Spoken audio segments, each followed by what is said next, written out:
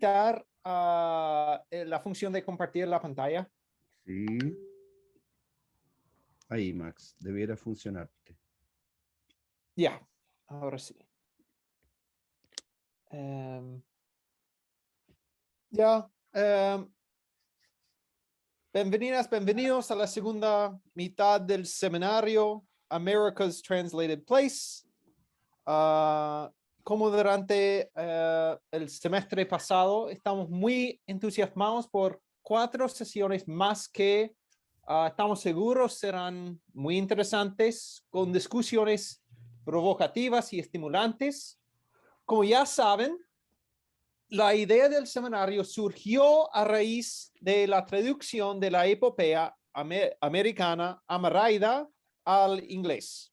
Y durante la primera mitad del año tuvimos varias discusiones muy estimulantes, muy interesantes, y hoy queremos resumir brevemente las intervenciones de la primera mitad del seminario y después responder algunas dudas que surgieron durante el otoño.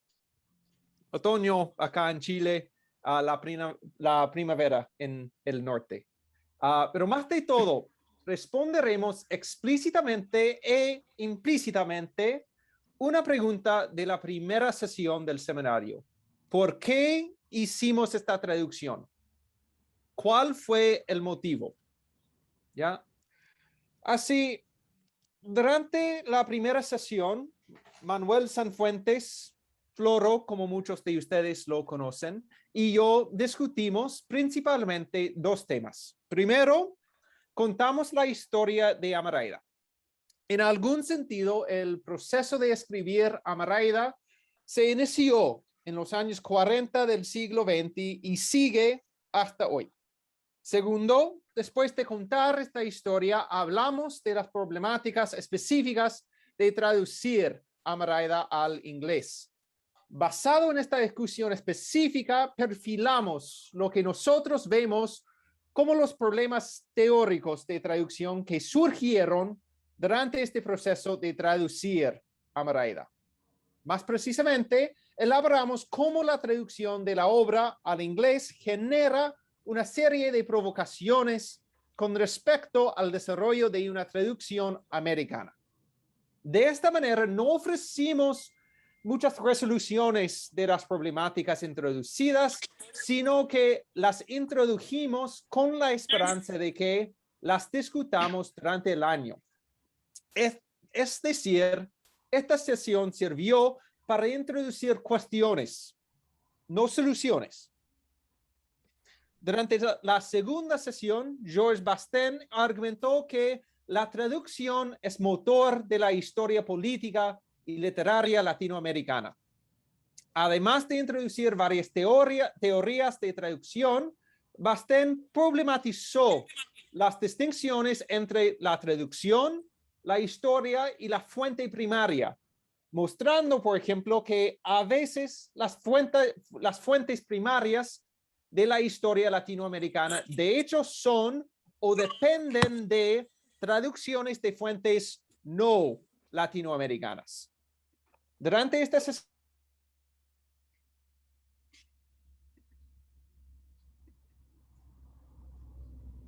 que Basten describe como una modalidad creativa de la traducción que tiende a consolidar la identidad de la colectividad a la que pertenece el traductor. Es también un proceder selectivo en el que el traductor escoge solo lo que resulta útil para sus propósitos. De hecho, y estoy hablando a ellos aquí que tienen un interés en Amarayda sí misma y no solo en la traducción, el argumento pide una reinterpretación de la frase amaraydiana. Entre simulacros y fantasmas, las gentes de América solo imitamos. La traducción y las teorías de la traducción introducidas por Basten nos ayudan para entender esta idea amaraydiana. Se puede decir quizás que América se constituye por un caleidoscopio de traducciones y por las dinámicas de poder inherentes entre ellas. Además, y estoy metiendo mi propio comentario en la discusión ahora, si Amarayda sirve para buscar una identidad americana, o quizás más precisamente una identidad latinoamericana, dado que la obra habla de la latinidad, entonces, ¿cuál identidad de la colectividad estadounidense se consolida a través de la traducción de Amarayda? Si la identidad americana se constituye por la traducción, entonces, ¿cuál identidad se constituye por la traducción de Amarayda al inglés? ¿Ya? Después, en mayo, Virginia Mattioli discutió las decisiones léxicas de la traducción de Amarayda al inglés. Ella desarrolló las ideas de Bastán de la sesión anterior, mencionando, por ejemplo, que los autores de Amarayda consolidan su identidad colectiva a través de la traducción de la historia griega y latina escrita en la Eneida para recrear una obra nueva que consolide sus propios orígenes. La traducción de Amarayda al inglés, entonces, es una traducción de una traducción que sigue el esfuerzo amaraydiano de consolidar una identidad colectiva fundamentada en la traducción. De esta idea surgió una discusión muy provocativa de la relación entre la identidad y la fidelidad. Con respecto a la traducción, ser fiel al texto y ser fiel a una articulación de un idioma es ser fiel a una identidad. Es decir, durante la tercera sesión de Mattioli, vimos un hilo conductor de nuestras discusiones. La identidad americana se constituye, al menos parcialmente, por un caleidoscopio de traducciones. Por lo tanto, las decisiones de la traducción, y Mattioli destacó la importancia de las decisiones léxicas en su presentación, tienen una importancia más allá del trabajo particular de traducir Amarayda. Esas decisiones son una respuesta implícita a la siguiente pregunta: ¿qué es la identidad americana? Es decir, abordar la pregunta, la problemática de la traducción, es otra manera de abordar lo que, según Godofredo Viomi, es lo único realmente americano. Ese deseo casi inexplicable de querer saber qué es ser americano, lo que supone que hay algo que no lo es, y de querer saberse americano. Finalmente, durante la sesión pasada, Adriana Masida habló de las imágenes de la travesía amaraydiana de 1965. Y esta travesía informó después la epopea de 1967.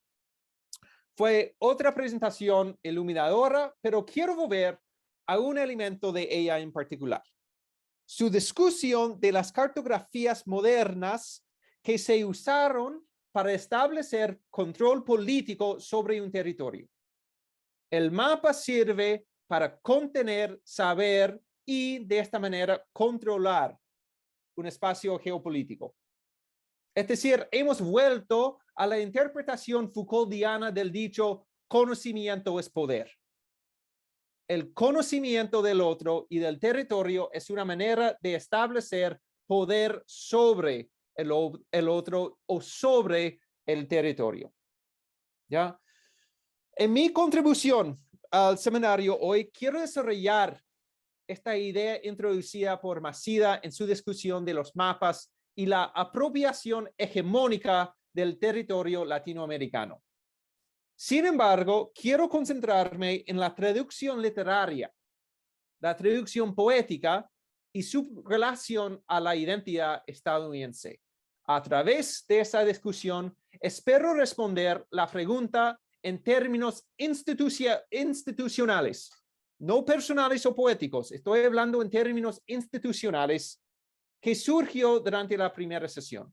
¿Por qué tradujimos Amarayda al inglés?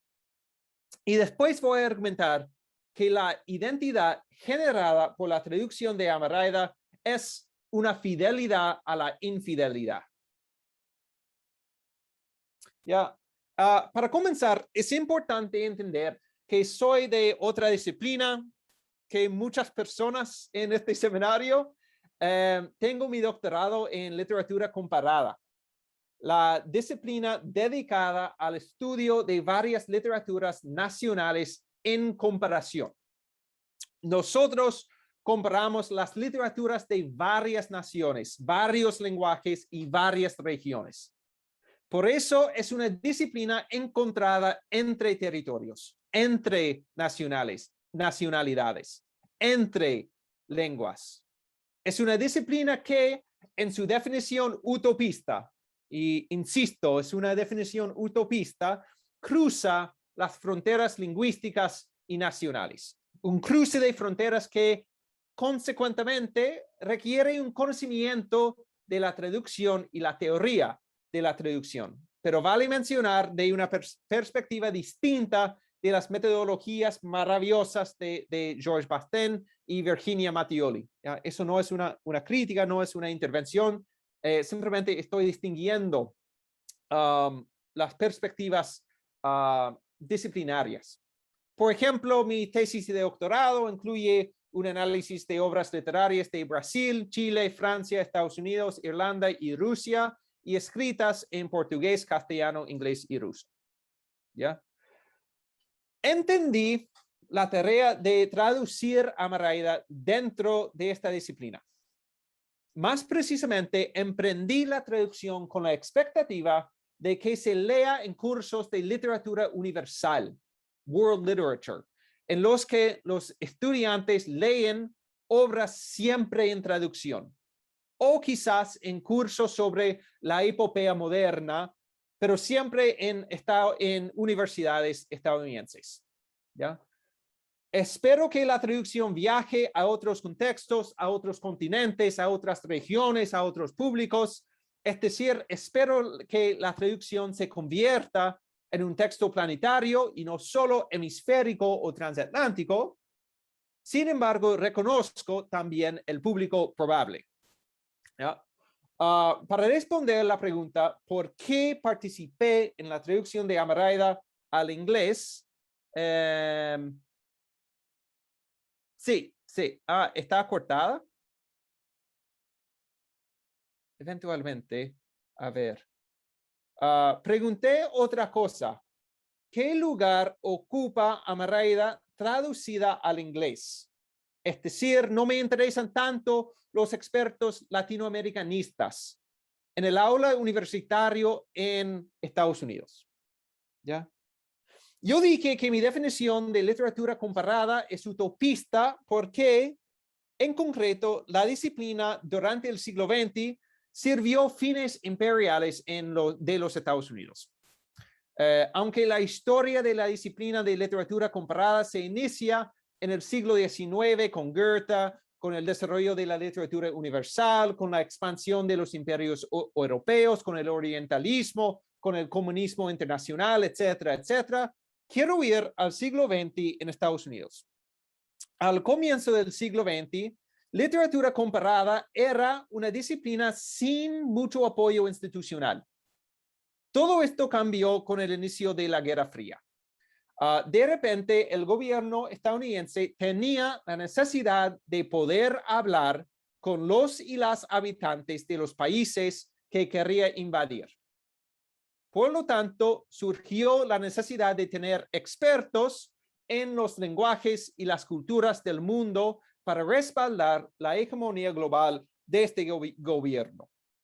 Para desarrollar tal infraestructura epistemológica, ellos dedicaron fondos a la infraestructura universitaria para enseñar los lenguajes críticos a los ciudadanos.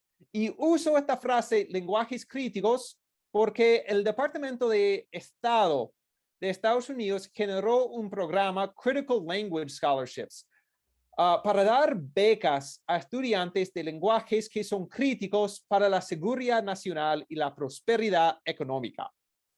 Este programa todavía existe, pero ya no tiene tanto dinero. De esta manera, durante la Guerra Fría, vemos la creación de varios departamentos de lo que se llama Area Studies, estudios regionales, que sirvieron fines explícitamente políticos.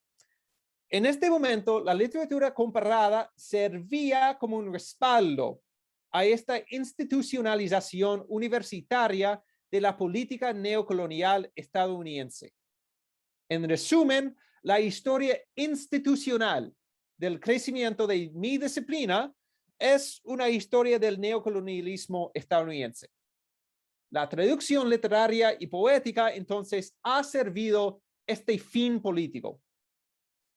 Parece que el contexto ha cambiado. Los presupuestos de los departamentos de Area Studies, yo puedo dejar de compartir tanto, ha bajado, se ha disminuido mucho. Y los departamentos de literatura comparada están desapareciendo. De hecho, el Departamento de Literatura Comparada del University of Wisconsin, donde recibí mi doctorado, ya no existe. Después de 100 años de existencia, se disolvió en 2019. En lugar de los cursos de literatura comparada, hoy tenemos cursos de lo que se llama literatura mundial o literatura universal, World Literature, en los que los y las estudiantes leen literatura en traducción. Conocimiento de otros lenguajes, aún un conocimiento básico, ya no es un requisito. Más allá de mi crítica del concepto de la literatura universal, es importante reconocer que la traducción de obras poéticas a menudo sirve para alimentar estos cursos, los que sirven para preparar los futuros ciudadanos para su rol en la hegemonía global de los Estados Unidos aún después de la Guerra Fría. Como Gayatri Spivak lo describe, estos cursos preparan agentes globales, no sujetos planetarios. Preparan ciudadanos que van a participar en el manejo del globo, no sujetos que van a participar en un mundo fundamentado en la alteridad, la multiplicidad, el diálogo, etc.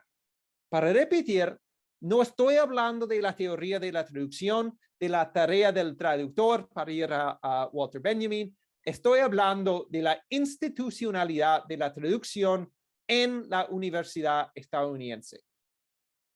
De esta manera, la traducción sirve fines parecidos a los que se identificaron en los mapas analizados por Masida durante la sesión pasada, para contener una cultura extranjera para que se pueda entender por un Estado extranjero hegemónico. También la identidad constituida por la traducción en este paradigma es clara. La cultura receptora es la cultura dominante que quiere saber de la cultura mensajera para poder controlarla.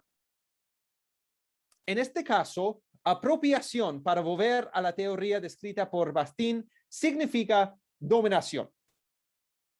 En América del Sur, una resistencia a esta apropiación ha existido desde el siglo XIX.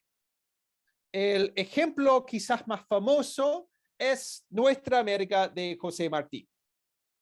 Hablando de Estados Unidos, del pueblo yanqui, para usar su lenguaje, y su relación a América del Sur, Martí escribe: es la hora próxima en que se le acerque, refiriendo a los Estados Unidos, demandando relaciones íntimas, un pueblo emprendedor y pujante que la desconoce y la desdeña.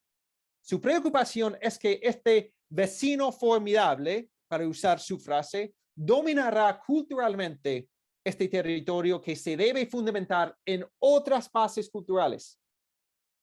Como Martí concluye, ni el libro europeo ni el libro yanqui daban la clave del enigma hispanoamericano. Es decir, la tesis de Martí es doble. Primero, quiere configurar una identidad independiente y entonces un gobierno autónomo de América del Sur. Cito: el gobierno ha de nacer del país. La forma de gobierno ha de avenirse a la constitución propia del país. El gobierno no es más que el equilibrio de los elementos naturales del país. El fundamento de esta autonomía, Martí insiste, es la formación de una cultura independiente. El problema de la independencia, dice Martí, no era el cambio de formas, sino el cambio de espíritu. Entonces, segundo, esta constitución identitaria nuestra americana requiere el rechazo de lo norteamericano. De este modo, la traducción de las letras latinoamericanas al inglés en Estados Unidos es una amenaza a la autonomía de nuestra América. Y espero que entiendan el conflicto, la tensión en mi uso de nuestra acá. En el mejor de los casos, mi pertenencia a este nosotros no es garantizada y en el peor, mi uso de este nosotros debilita el poder del texto de Martí. Almereyda comparte en algún sentido la meta de Martí. La invocación del mapa invertido de Joaquín Torres García y la afirmación el sur es nuestro norte son evidencia de tal afinidad. Cabe destacar también que Almereyda identifica a docenas de poetas, artistas, arquitectos, etcétera, de Latinoamérica y de Europa, pero ningún del territorio al norte del Río Bravo, la frontera actual entre México y Estados Unidos. De hecho, Godofredo Viomi, solo lo que sé, y quizás Isabel especialmente puede corregirme después, Godofredo Viomi solo menciona un texto norteamericano en todas sus publicaciones, Moby Dick, una elección interesante dado que en esta novela Melville critica el excepcionalismo y el imperio estadounidense. Además, la realización del sueño de Martí de formar una universidad americana se realizó por Godofredo Viomi, Alberto Cruz y la Escuela de Arquitectura de la Universidad Católica de Valparaíso, quienes intentaron hacer precisamente esto durante los años 60 y al comienzo de los años 70 del siglo XX. Martí no es sin razón, como se puede ver a través de un conocimiento aún superficial del uso de las universidades estadounidenses de traducciones de obras de realismo mágico en cursos de literatura universal. Para decirlo de la manera más directa posible, los cursos de literatura universal en Estados Unidos regularmente definen Latinoamérica como el país de realismo mágico. No estoy hablando aquí de un análisis profundo del desarrollo del género, comenzando con el realismo maravilloso de Alejo Carpentier y su crítica del surrealismo y las vanguardias europeas. Estoy hablando de la imagen de América Latina dentro del aula de cursos de literatura universal dictados en inglés. Y aunque puedo dar ejemplos personales, más encima de ejemplos individuales, mi favorito, una nota al margen, es la serie Narcos en Netflix, que dice al comienzo de la serie que podemos entender la política del narcotráfico en Colombia porque Colombia es el lugar de nacimiento del realismo mágico. Yo prefiero mencionar un caso ya analizado por Mariano Siskind, una serie de 2009 del Modern Language Association, una de las asociaciones profesionales más importantes en Estados Unidos para el mundo literario, una serie llamada Approaches to Teaching World Literature, métodos para enseñar la literatura universal. La serie incluye solo 3 textos en castellano y solo un texto de Latinoamérica, 100 años de soledad de Gabriel García Márquez. Si me preguntan de las lenguas indígenas del continente, pues la serie solo incluye un texto escrito en un lenguaje no occidental y se escribe en japonés. Más allá de la miopía vergonzosa de la serie, lo importante para nosotros es notar que Márquez funcionalmente habla en nombre de toda Latinoamérica. Es decir, traducción en su sentido institucional sirve para contener América para estudiantes de cursos de literatura universal.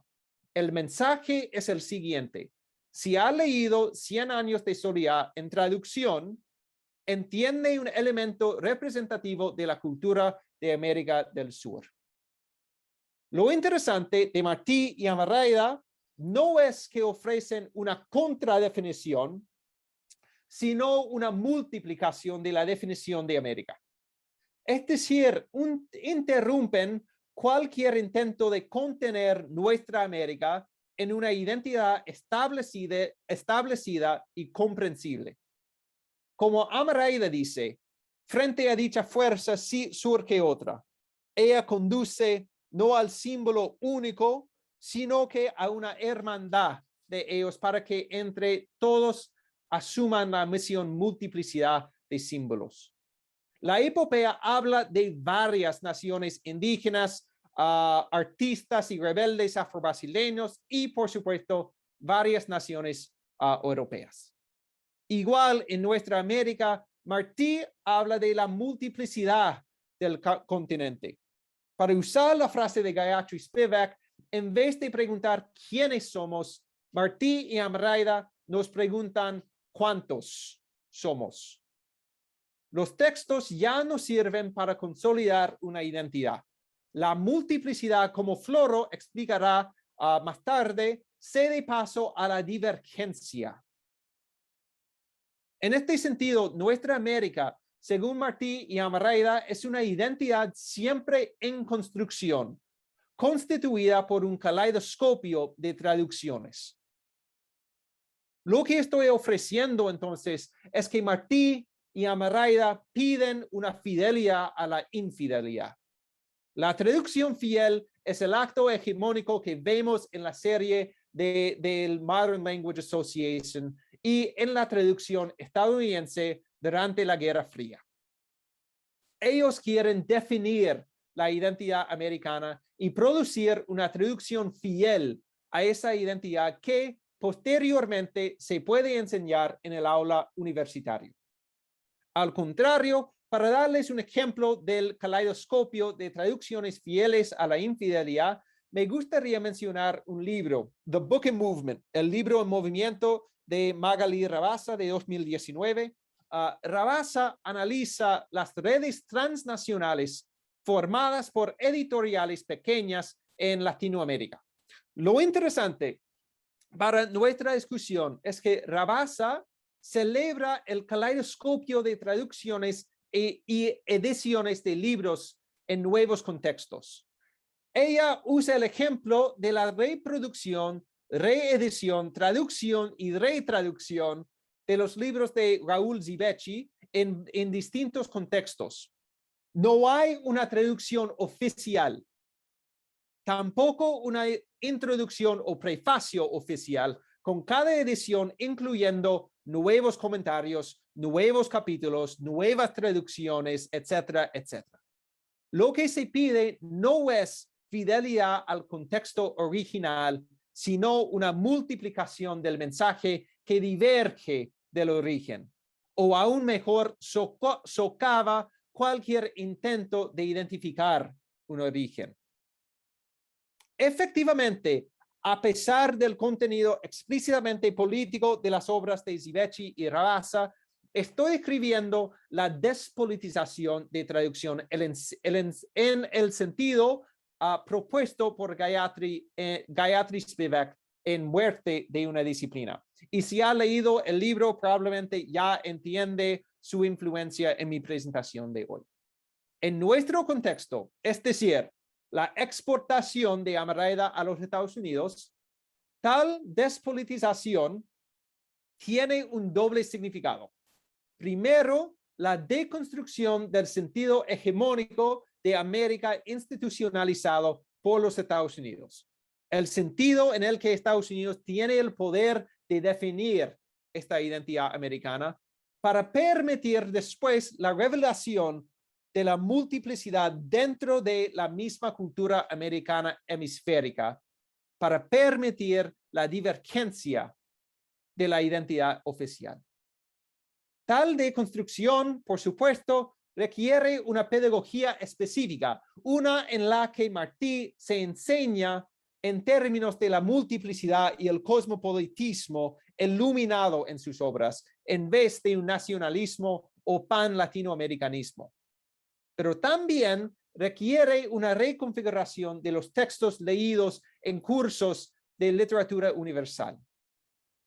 Es decir, yo emprendí esta traducción con la esperanza de que Amraída se leyera en un curso junto a, por ejemplo, Changó el Gran Putas de Manuel Zapata Olivella, una novela de 1983 que intenta forjar la epopea americana fundamentada en la diáspora afrodescendiente. Por lo tanto, en vez de hablar de la mitología griega y romana, Zapata discute varios orishas, las deidades yorubas. En vez de hablar de la travesía, habla del pasaje del medio, el viaje de gente esclavizada del oeste de África al Caribe. Pero hay temas compartidos entre Amraída y Changó. Por ejemplo, los dos dedican mucho tiempo a Ale Jairzinho y los autores tienen un amigo en común, Abdias do Nascimento, el artista vinculado al movimiento afro-brasileño que inició su carrera cuando realizó un viaje con Godofredo Yomi que se llama La Santa Hermandad de la Orquídea, y Abdias do Nascimento también mantuvo una correspondencia extensiva con Manuel Zapata Olivella. Y segundo, esta despolitización permite la reconfiguración de la identidad americana como siempre en construcción. Amraída no ofrece una mejor definición o identidad de América, ofrece una oportunidad para multiplicar los sitios de definición, para divergir de la identidad americana institucionalizada. De hecho, preparé esta presentación mientras releía el artículo de Emil Keme, para que Abya viva, las Américas deben morir. Su crítica del nombre América, una crítica que quizás se puede extender a Amraída a sí misma, es precisamente lo que estoy considerando. Paradójicamente, argumento yo al menos, Amraída permite la crítica del fundamento de su travesía, el nombre América. La traducción de Amraída sirve como una contribución pequeña e humilde a esta reconfiguración de la literatura latinoamericana dentro del campo de la literatura universal. Puedo dejar de compartir. En términos amraidianos, estoy argumentando que se debe tomar en serio la potencia de lo poético como se escribe en la epopea. Para resumir en pocas palabras, lo poético, o quizás mejor el espacio poético, en Amraída es la capacidad de oír al otro más allá de las definiciones hegemónicas institucionalizadas. Por lo tanto, tenemos que considerar lo que significa la traducción de Amraída dentro del lenguaje de Amraída. Además de entender la importancia y el significado de Amraída en la comunidad receptora, es decir, la Universidad Estadounidense, debemos considerar la importancia y el significado de Amraída desde el punto de vista de la comunidad mensajera. Debemos considerar la importancia poética de la traducción de Amraída. Y para responder esta problemática, vamos a Floro.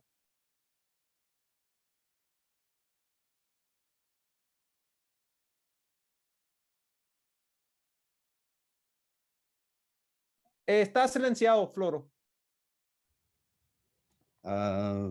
Muchas gracias, Max. Sí, quedó bastante clara las políticas norteamericanas para dar paso a una poética amreidiana. Sí, gracias por la presentación. Bueno, gracias también a todos los participantes del seminario, a todos los miembros, también a los expositores, por haber retomado un poco este seminario el segundo semestre. También agradecer a la Escuela de Arquitectura y Diseño de la Católica Valparaíso, a la Facultad de Artes Liberales del Adolfo Ibáñez, y a la Corporación Cultural Amreida, un poco que entre los tres estas tres instancias permiten un poco que exista este diálogo. Max llevó un poco su exposición a digo, un territorio complejo en el sentido de que habría que hacer aparecer esa dimensión poética un poco que Max nos demanda, ¿no es cierto?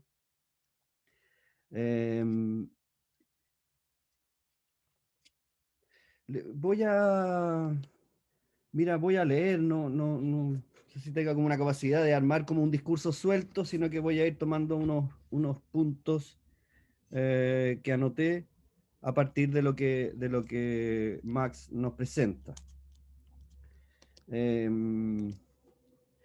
Mira, lo nombré como título, al final lo voy a explicar, se llama Release of the Moth. Release of the Moth. Como soltar a las polillas. Y voy a partir explícitamente tomando un fragmento de Amereida, que es a la vez fragmento de, de Garcilaso de la Vega, y que creo que lo hemos mencionado, Max lo ha mencionado un poco en el seminario. Leo, está más o menos en la página 69 del poema de Amereida. Dice, si me preguntáis cómo me llamo, y mo digo Belú. Y si me preguntáis dónde estaba, digo que estaba en el río. Los cristianos entendieron conforme a su deseo, imaginando que el indio les había entendido y respondido a propósito como si él y ellos hubieran hablado en castellano. Y desde aquel tiempo, que fue el año de 1515 o 16, llamaron Perú aquel riquísimo y grande imperio, corrompiendo ambos nombres como corrompen los españoles casi todos los vocablos que toman del lenguaje de los indios. Pero nada se corrompe si en la aventura una lengua anuncia la que escucha y otra palabra nace. Cierra, esa es la cita, digamos. Dice, partiré ex profeso, citando a Mereida, para introducirnos de lleno en el mensaje de una palabra poética sobre América, que no puede entenderse solamente como una epistemología o como proposición sociológica del habitar humano en su vínculo con el lugar y su lenguaje. Me remito a una razón poética, comillas, al acto de discurrir el entendimiento sobre un sujeto poético. El poema, todo poema, tal vez se erige sobre un llamado que la poesía traduce a una lengua que la naturaleza humana puede comprender. La escritura que propone el poeta, que da voz a ese llamado, es un mero eco del pronunciamiento que ha dado origen al poema. Si vamos a Mereida, el origen de su pronunciamiento radica exactamente en la pregunta de ¿qué es ser americano? Me atrevo a señalar que esta interrogante se le vino a Godofredo Yomi estando en Europa, bajo el imperio de otra lengua y al alero de Occidente y su cultura. El extrañamiento conduce siempre a la pregunta del propio ser. Godo, argentino e italiano, mantiene su latinidad para darle respuesta a esa pregunta. Lo primero que hizo al regresar de un tiempo en Europa, en 1964, fue la realización de la primera Falén americana en la playa Miramar de Viña del Mar. una especie de colonialismo poético, de una forma de acto en donde el arte se funde en la poesía, dando curso a un peregrinaje que solo concluye con su propia inanición. La luz lo quema todo. El mismo año, la Falende Orcón ponía en escena la Araucana de Ercilla, y que es el poema crucial de la conquista de Chile, el combate entre el pueblo mapuche y la corona española. Desde su regreso, Godo, la palabra Amereida estuvo presente en todos esos actos. Tenía ya cifrada el occidente con el nuevo mundo en una fórmula donde la latinidad hacía de vínculo entre Aquiles y Caupolicán. De hecho, el poema de Ercilla había hecho algo semejante. Al fin, al año siguiente, esa palabra tiene lugar a través de la travesía. Más que un lugar, en un lugar, digamos, es un peregrinaje de sur a norte, cruzándose con la transversal este-oeste, por la cual Occidente se encuentra con su idea de nuevo mundo y que a los pocos años llama América. En el rendezvous que Amereida propone, uno se rinde al otro, a su significación. El encuentro es el retiro y a la vez el saludo, entendido como multiplicidad. Las paridades, aceptación y rechazo, civilización y barbarie, hallazgo y descubrimiento, no dejan de soslayar la misma idea central de la cita del comienzo: nacimiento y corrupción. Pero nada se corrompe si en la aventura una lengua anuncia la que escucha y otra palabra nace. Así, las formas del rechazo, la barbarie, el descubrimiento y la corrupción son esbozadas bajo el sino de la epifanía de lo nuevo, bajo el prisma o crisol de lo favorable. La modernidad había conllevado ya y con violencia la destrucción de la idea de armonía. Senté a la belleza en mis rodillas y la encontré amarga, dirá el joven Rimbaud, vislumbrando el suceso.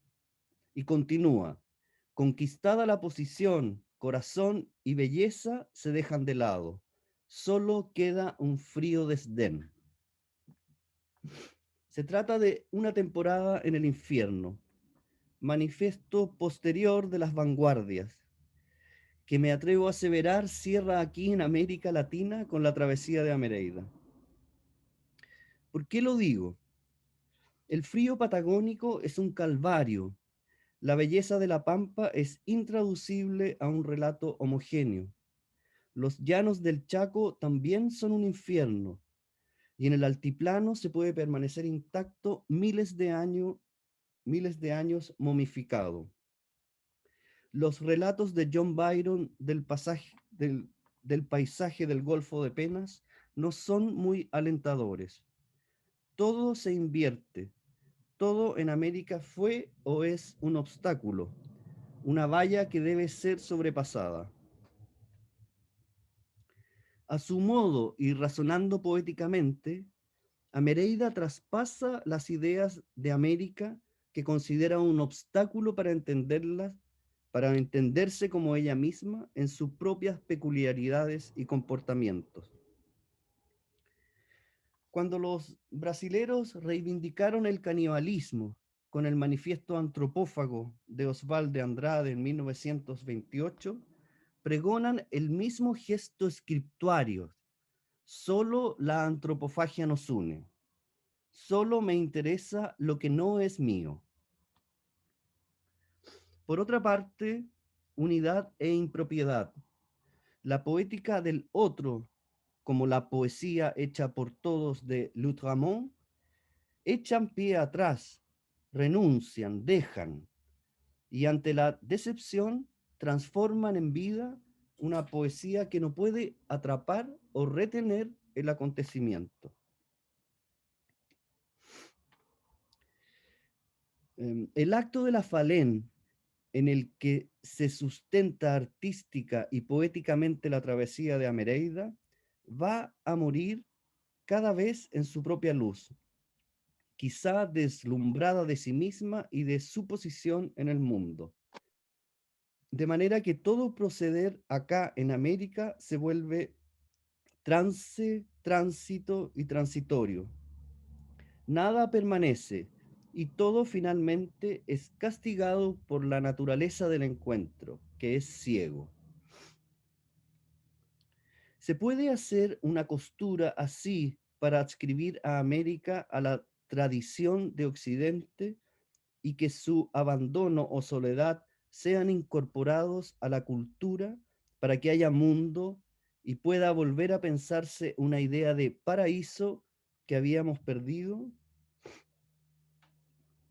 La paradoja fue el infierno. El comportamiento humano hace la historia, no las ideas de las cosas. Juego un poco al equívoco que luce en Amereida y en Cristóbal Colón llegando a las costas de Catay, como el crisol del malentendido.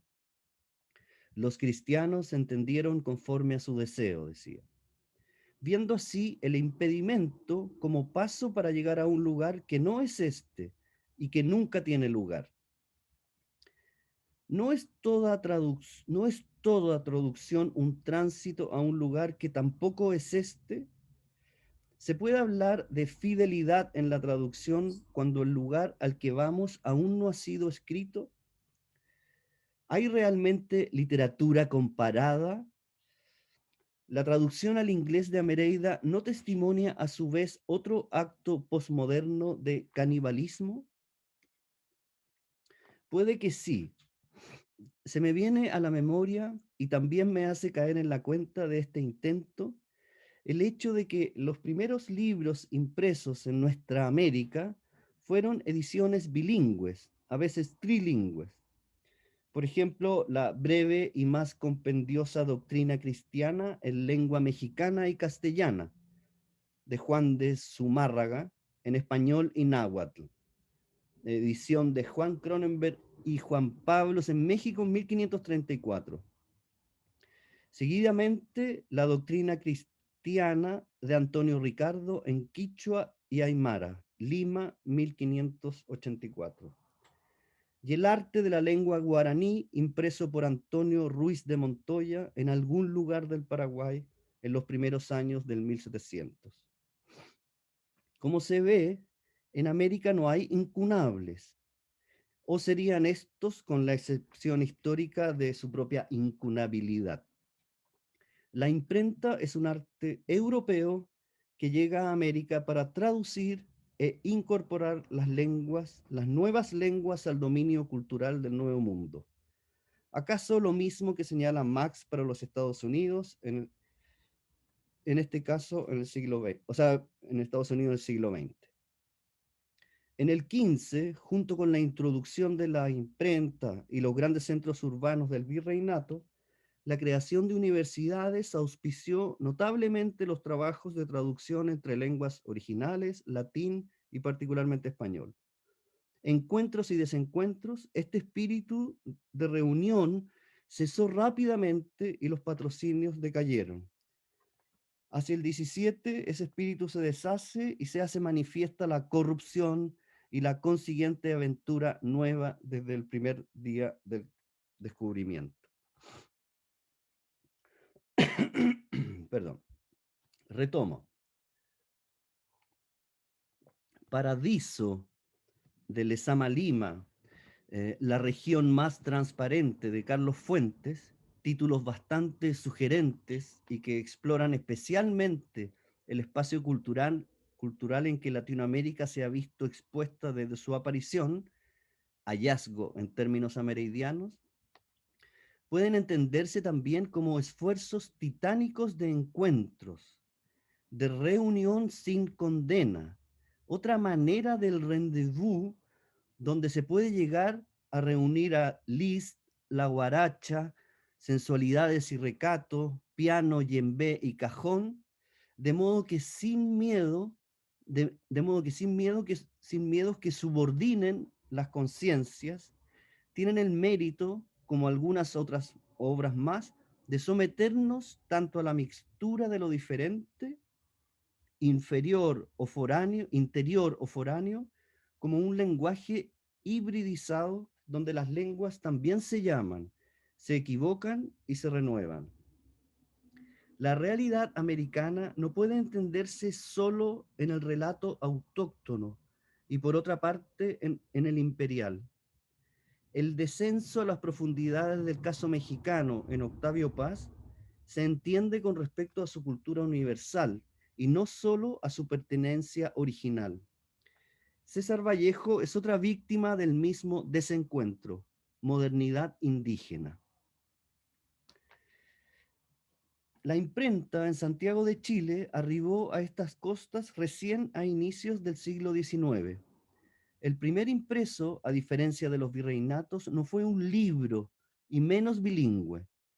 En 1812 se imprime La Aurora, el primer periódico nacional bajo el lema Luce vet populus somos expellat et umbras, y que se podría traducir: con su luz bendice a los pueblos, aparta el sueño y las sombras. Un medio liberador que desterraría la ignorancia y la ceguera en que hasta ese minuto se vivía. La prensa y los periódicos fueron en su origen la luz de la libertad, y al alero de la independencia surgen como un medio identitario de un país nuevo que luchaba por desligarse de su condición colonial para constituirse en un Estado independiente. Los sueños y las sombras se traslapan en la historia de América. En Amereida, los simulacros y fantasmas conducen a la imitación. Historia y poesía nos confrontan tanto a nuestras propias palabras como a nuestro comportamiento. Como un intento de desapropiarse para lograr la originalidad, tal vez, Godofredo Yomi definiría a la poesía como la nota de un texto indescifrable, admitiendo con ello la imposibilidad que todo escrito lleva consigo. Todo texto es una respuesta y un diálogo con su realidad. Y de suyo, la poesía es una respuesta siempre insuficiente y carente de objetividad, porque siempre trata con una experiencia personal o colectiva, sin ficción. La diversidad de voces y experiencias en Amereida no la vuelven un texto múltiple, sino más aún divergente, imposible si se quiere. Abre y cierra su propia experiencia poética. Abre y cierra sin miramiento la historia de América para instalarse allí en el problema del reconocimiento, no en el de la identidad. Si la poesía goza de tal impropiedad, el poema de Amereida consecuentemente arrojaría una mirada impropia sobre Occidente y por tanto sobre América. Para hablar de ella, de su hecho, Amereida usa la palabra de origen griego epifanía, el momento como de aparición, que es la acción de mostrarse, aparecer por encima, manifestarse a la superficie. También la aparición de una divinidad. Y es precisamente ese don para mostrarse el que equivoca la esperanza y vuelve impropia la existencia. Desvelar América, rasgar el velo, dice el poema, a través de la travesía. Esa es la voz que canta y llama en el poema y conduce el peregrinaje por el mar interior americano. Ahí donde nada es propio y todo ha llegado ahí para encontrarse en el trance de una identidad descosida de la pertenencia, nostálgica. La saudade que Brasil siente con tristeza y ternura es intraducible. Si la palabra tiene o no lugar, es una pregunta que surge con la traducción. ¿Puedes tutearme? Tradujo alguien el inicio de la partida de Moby Dick cuando dice Call me Ismael.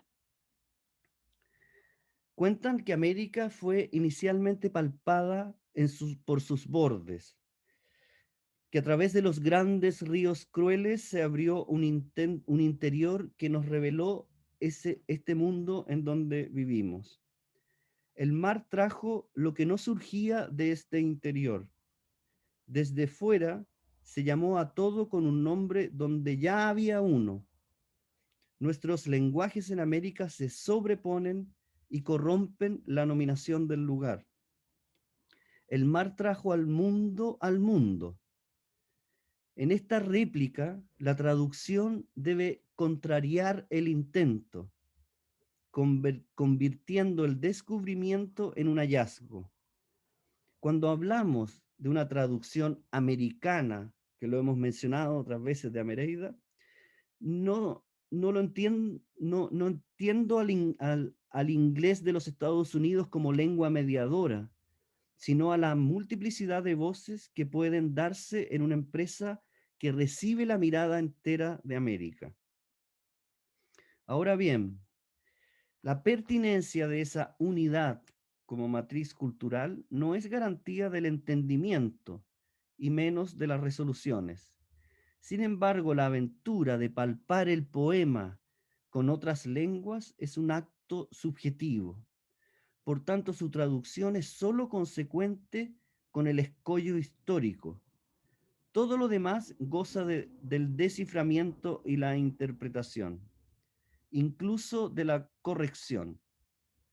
Procediendo así, no podemos estar al frente de una traducción literal.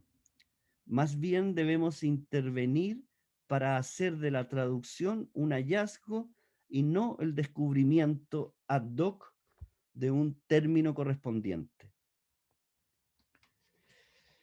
Hemos sido inicialmente correctos para hallarnos ante las palabras del poema y oírlas, atenderlas y ver en ellas la formulación de un lenguaje, un tono vacilante, nunca triunfal, por eso melancólico, vasto, retirado.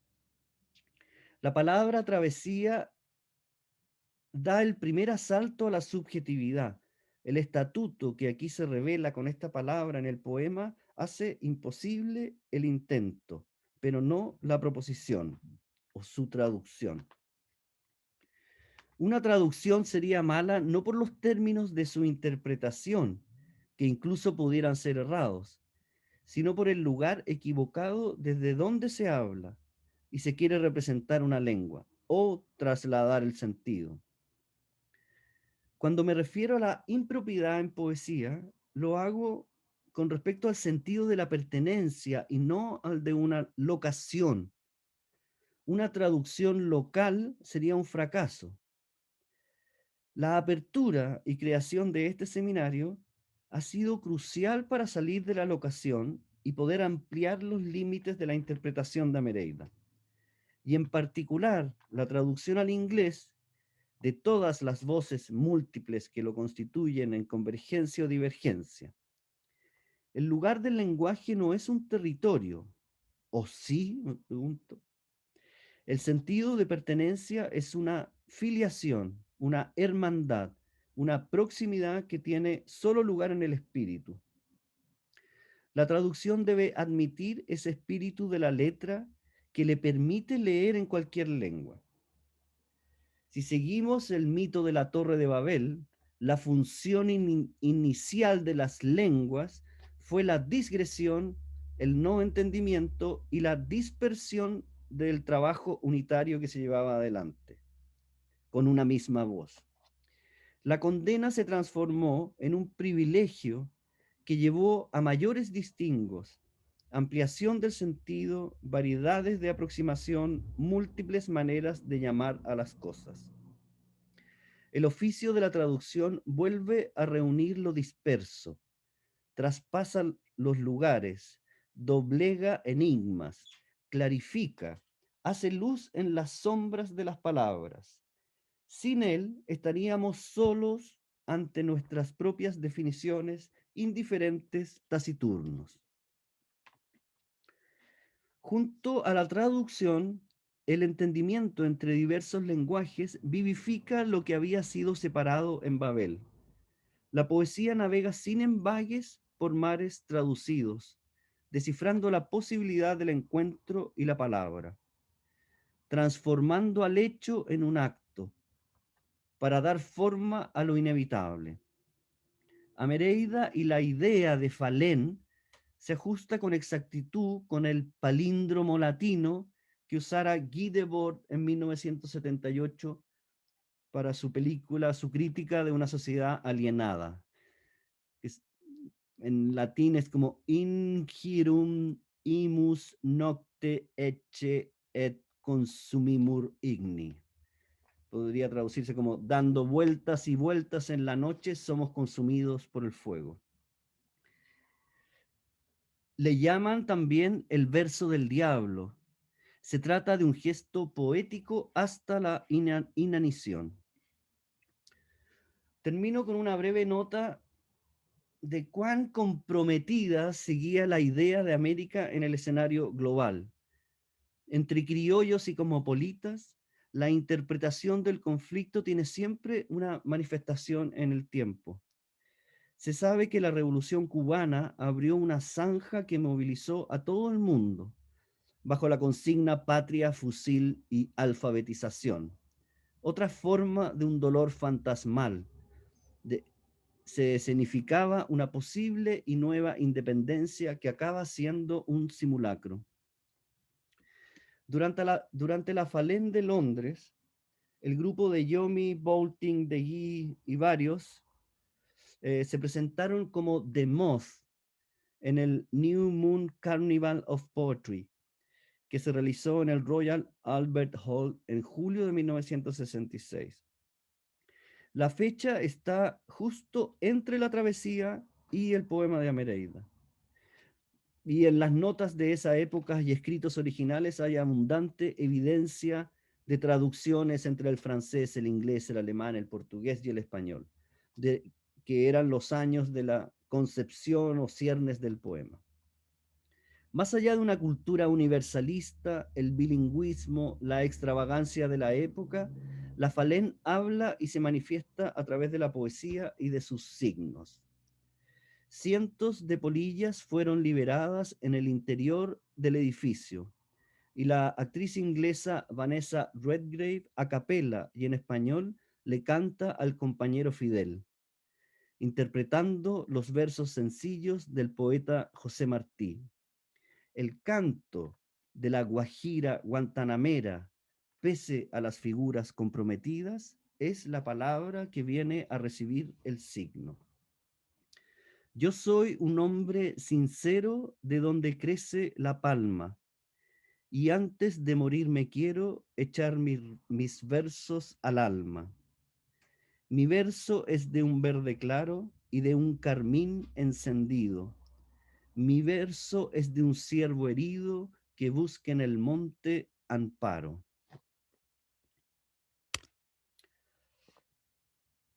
Ay, bueno, gracias por su oído, tiempo y paciencia. Gracias, Max, también por el impulso. Estuvo bien. Tomemos una pausa de 5 minutos pues yo necesito una agüita, pero Agüita y un cigarro. sí. Ya, bueno.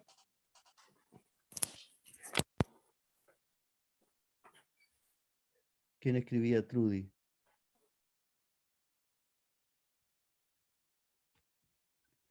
¿Se escuchaba, Isabel?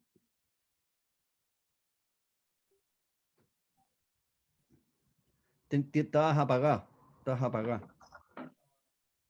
Está. Perdón. Préndete, No, préndete, Isabel. Préndete. difícil tomar nota, eso sí, porque es muy, muy rápido. Muy rápido. Pero- Y extenso, sí, sí, sí. Para repasarlo. Muy bonito, oye. Encontré.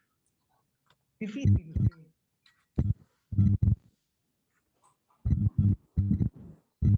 Sí. Uy. Ahora, bueno, podemos seguir un poco más conversando, más que esas lecturas son un poco tediosas.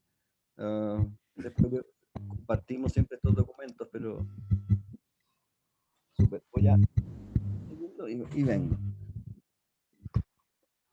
Hola, Carlos. Hola, Isabel. ¿Cómo están?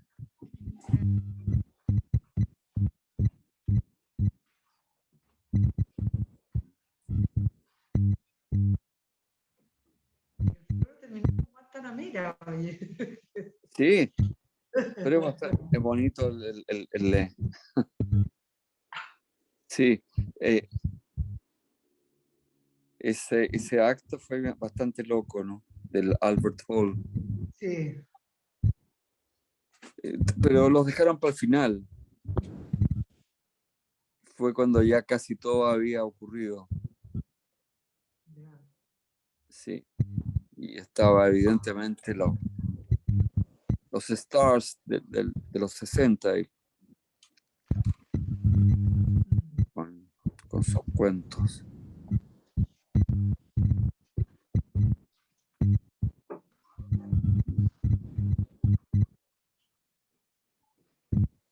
Yo vuelvo en un segundito. Vamos a apagar.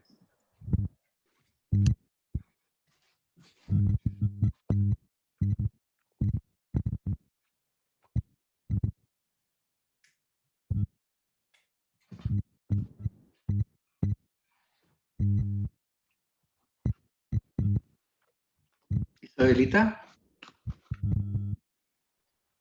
Hola, Fernando. ¿Cómo estás? al Everton le ha ido bien.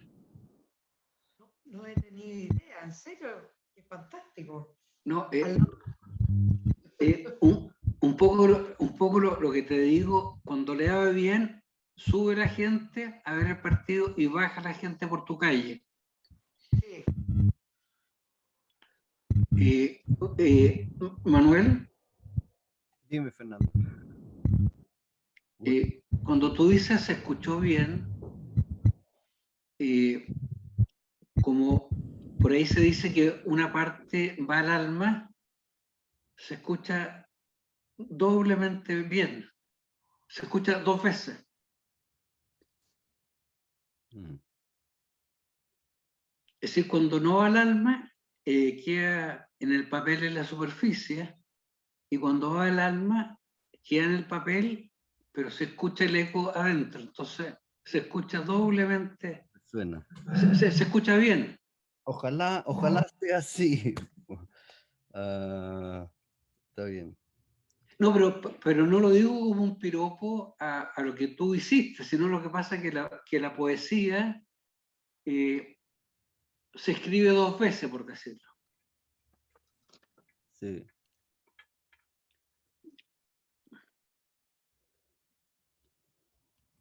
Y se lee infinitas. Y se lee infinita. Sí. Mm. Sí, una manera, es que yo creo que es como una manera un poco como de estrujar el sujeto. Evidentemente,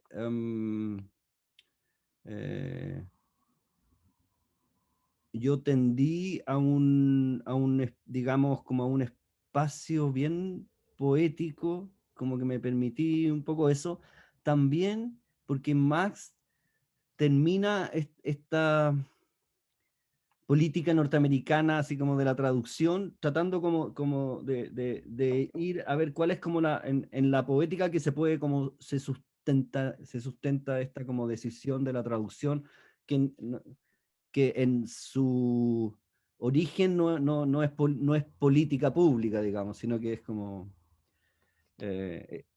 está sustentada un poco por el ámbito poético. Entonces, traté de avanzar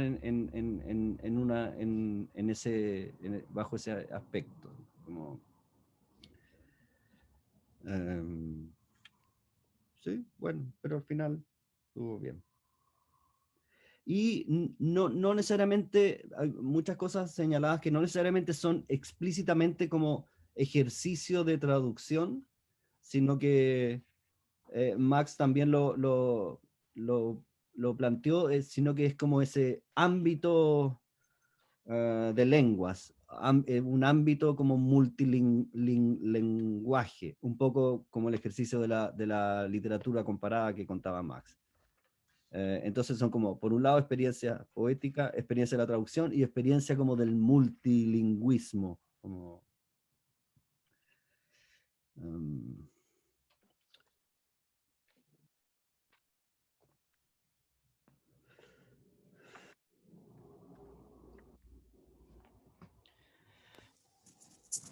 bien. Sí, Hola, sí, hola. seguimos. ¿Se escucha por ahí? José Carlos, gusto. Sí, Florillo, Isabel, es el Pepe Rivero desde Lima. Y una preguntita, ¿ya se tradujo ya el Amereida en inglés o sigue en proceso? Está traducida. Tenemos una primera versión. ¿Y ya impresa? Ah, maqueta, no impresa. ¿Y cuándo sale? O sea, Va a ¿va a salir? depender, va a depender ¿Cómo? de este seminario. ¿Cómo? Va a depender del seminario, de este seminario. ¿Por qué? ¿Por qué? A ver cómo abordamos un poco las problemáticas, porque claro, lo que yo decía, la traducción hay una primera versión que es la que comenta Max, que está entera, está traducida desde el principio a fin, el volumen primero, el poema de Amereida. Ujú. Y fue traducida un poco iniciada por Max y nos presenta como un primer borrador el 2020. E hicimos un pequeño seminario que la leímos en el inglés y fuimos como ajustando los términos. Sin embargo, este seminario, que son las preguntas que resumió Max de cómo ha ido como presentándose o apareciendo el seminario, surgen bastante maneras de abordar la problemática de la traducción que probablemente van a como enriquecer un poco el proceso que se llevó inicialmente. A mí me da la impresión como que entra como en otro territorio estas definiciones de la traducción actual. Pero tendrá ese propósito, tendrá ese camino en adelante. Así que o sea, no hay una fecha y puede que este seminario encuentre otros términos, otras palabras y se rehaga la maqueta y de ahí se edite. Claro, ese es como Ya, sí. el propósito, sí. Isabel, estás en off. Perdón, no me di cuenta. No, que está abierta a cambios, aún, creo. Ya. Todo lo que hemos hablado acá permite reflexionar sobre el modo de la traducción. Claro. No, maravilloso. Pero igual ya tiene que un día llegar al papel, yo creo.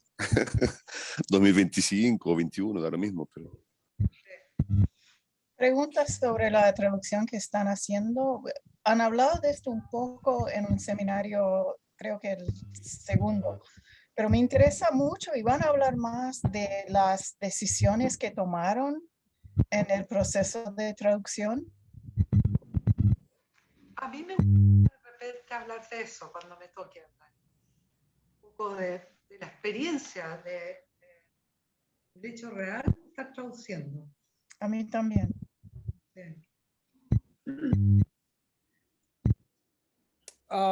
Y solo para agregar un poco a esto, ha surgido, Carlos quizás puede hablar más de eso, por lo que otros me han dicho, se intentó varias veces la traducción y nunca resultó. Y entonces en 2017 llegué a la Ciudad Abierta para participar en esta traducción. Fue parte de este, como Floro lo describe, este proceso poético, el ámbito poético, que es la Ciudad Abierta. Y fue la traducción, y Isabel va a hablar más de eso, dependió mucho en las conversaciones con los huéspedes de la Ciudad Abierta, como se dice. Es decir, yo aprendí varias cosas, supí varias cosas simplemente a través de estas discusiones y a través de la traducción. Por ejemplo, antes de hacer esta traducción, no sabía que Amarraida cita varias crónicas coloniales, aunque la había leído varias veces. Así que fue un producto de varias conversaciones que me imagino, aunque vemos el resultado de esto ahora. Estos diálogos se empezaron en 2017.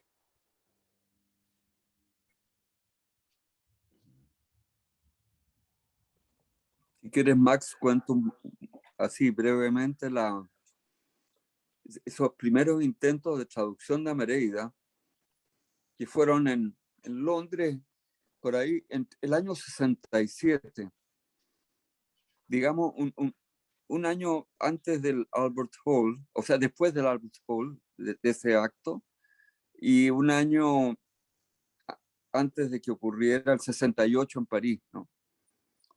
Y nos encontramos con Jonathan Bolton, poeta de Amereida, quien participó en la Amereida.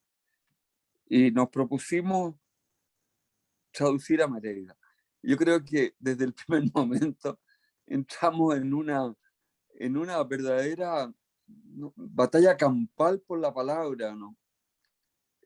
Cómo apuntarle en otro idioma, por ejemplo, a la palabra hallazgo.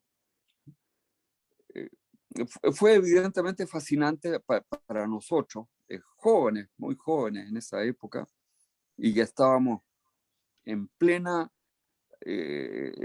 entusiasmo poético, tanto de la Falén como de los actos poéticos. Hicimos varios juntos por Europa, pero no logramos pasar del primer poema de Amereida, ese que dice: no fue el hallazgo ajeno a los descubrimientos, oh marino, sus pájaras salvajes, el mar incierto, las gentes desnudas entre sus dioses, porque el don para mostrarse equivoca la esperanza. Hasta ahí llegamos apenas, pero no quedó un registro. Discutimos mucho, pero es emocionante encontrarse tantos años después, casi 50, ¿no es cierto?, en este mismo afán. ¿Eh? Cómo tocar esa esencia de la poesía que se esfuma tan fácilmente como se esfuma la Falén que va a la luz y se quema, ¿no? Pero ¿cómo no hacerlo? ¿Cómo no intentarlo? ¿Mm? Eso sería.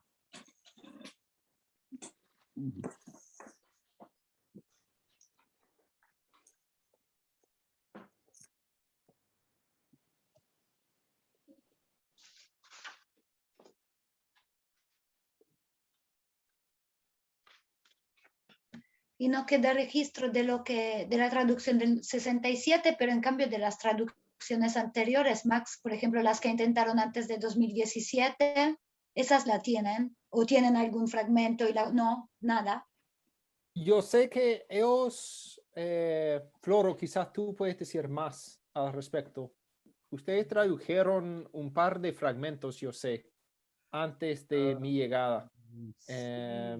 Siempre en escenarios como ingleses o de habla inglesa, ya sea en exposiciones o conferencias afuera, hemos traducido pequeños fragmentos de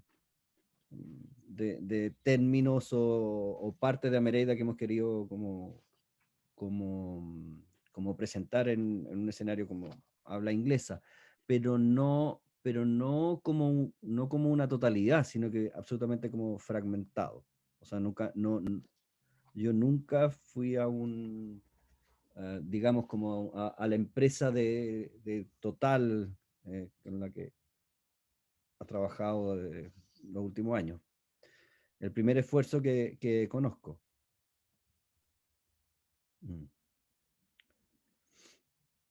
Pero hemos visto esos fragmentos también con Max.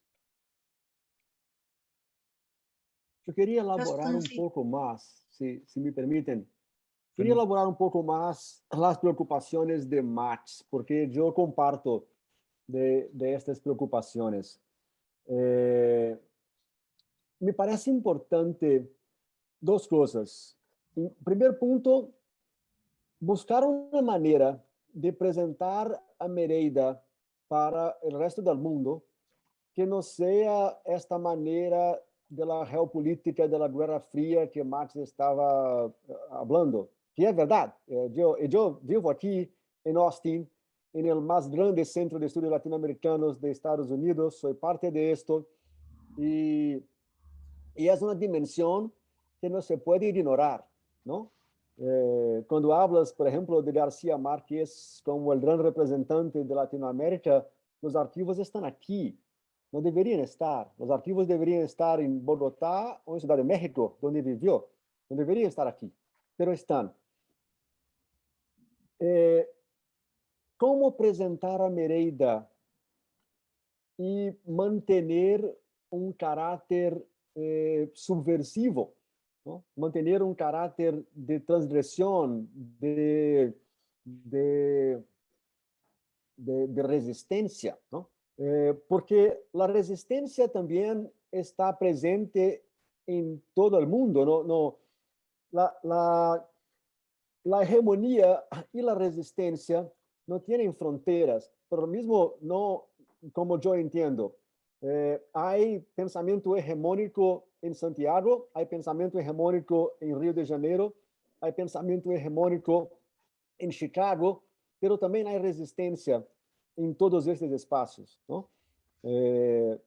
Esta inversión norteamericana de los Area Studies, de la Guerra Fría, que creó todos estos departamentos, estos centros de estudios latinoamericanos, todo esto, también garantiza que hay por aquí y por todo el mundo, ¿no? Brasil tiene sus centros de estudios latinoamericanos, Europa tiene sus centros de estudios latinoamericanos, China seguro está montando, yo no conozco, pero seguro está montando sus centros de estudios latinoamericanos para manejar este conocimiento. Pero estos centros también garantizan la presencia de un montón de gente que están más interesados en resistencia que en hegemonía. Y para todos estos, a Merida es un texto fundamental, ¿no? Es un texto importante para los que hablan de espacio, para los que hablan de arquitectura, para los que hablan de ciudad, de espacialidad. A Merida tiene una centralidad muy fuerte. Y mi pregunta entonces, para refletirnos, porque no sé si hay respuesta, es cómo mantener el carácter de resistencia, el carácter de subversión, el carácter de transgresión en una traducción para el inglés primero, después al mandarín, después al alemán, y después un día, ojalá, al guaraní, al náhuatl, al quechua, ¿por qué no? pero que mantenga su carácter de subversión también en quechua y también en mapuche, en la lengua mapuche. Esta es mi pregunta, no sé cómo trabajar esto. Es una inquietud más que una pregunta. Mm. Mm.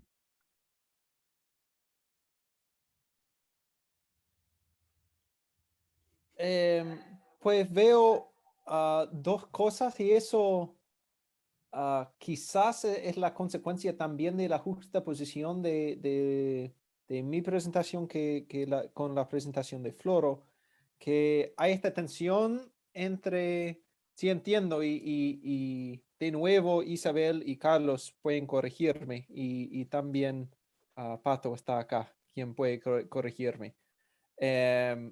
Que la Escuela de Arquitectura y de la Universidad Católica de Valparaíso, además de la Ciudad Abierta, representan en algún sentido el intento de construir,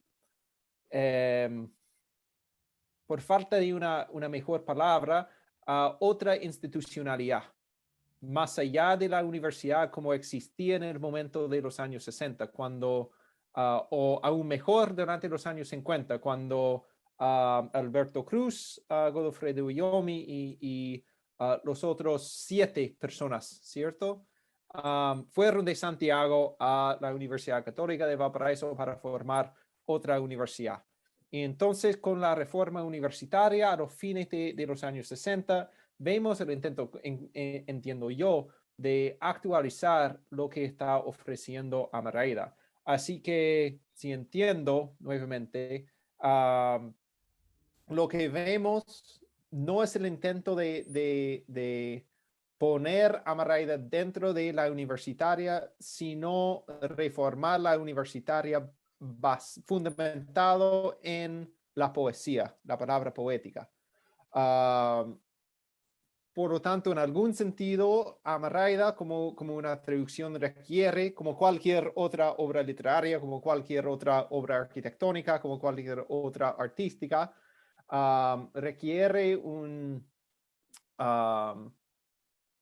el trabajo académico para ayudar con la pedagogía, ¿ya? Como cualquier obra. Vemos esto también con la serie de The Modern Language Association, cuando también recomiendan textos secundarios para ayudar a los profesores. Pero hay también la pregunta, y esto simplemente yo reconozco no va a pasar en las universidades de Estados Unidos en este momento, especialmente con la... o sea, al menos en mi experiencia en the University of Wisconsin y en Washington University en St. Louis, de formar, aunque hay historias de eso en todo el país. Sin embargo, la idea entonces sería ofrecer una infraestructura académica para entender lo que está pasando con Amarayda en algún sentido. Lo que es, espero que estemos viendo el comienzo de esto acá, para entender a Amarayda más allá de sus lo que se sabe del poema ahora. Y eso es la idea de poner a Amarayda más en diálogo con Changó, por ejemplo, para ofrecer otra lectura posible. Disculpa, Nancy, yo vi su mano y no quería está bien. interrumpir. Sí. Ya, bueno, quisiera preguntarte a ti, Max, y también a ti, Fernando, cuando hablas de cómo se mantiene el sentido de resistencia, ¿dónde ves que está ese sentido de resistencia? Es decir, ¿está en las palabras del poema? ¿Está en las instituciones que dieron lugar a que se pudiera hacer este poema, o dónde están? Porque creo que no se puede contestar esa pregunta sin definir qué significas o dónde ves que existan el sentido de resistencia.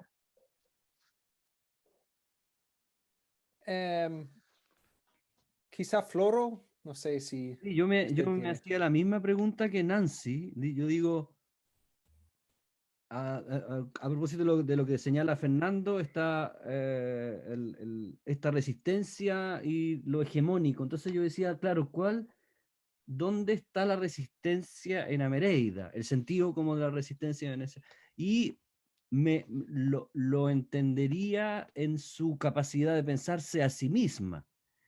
¿Cómo se piensa a sí misma? Bueno, que es la proposición del poema. Yo creo que eso, no sé si eso hace ya establece un sentido de resistencia. Yo creo que sí.